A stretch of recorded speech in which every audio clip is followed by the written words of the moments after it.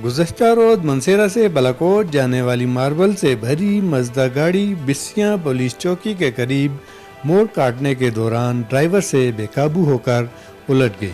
जिसके नतीजे में अस्पताल ज़राए के मुताबिक मजदा गाड़ी में सवार 9 अफराद में शामिल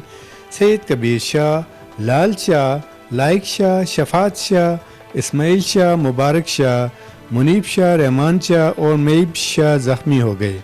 हादसे में जख्मी होने वाले अफराद को 3 एम्बुलेंस गाड़ियों में डालकर मंसेरा किंग अब्दुल्ला अस्पताल में मुंतकिल कर दिया गया, जहां पर तमाम जख्मियों को तिबी अमदाद फराम की गई।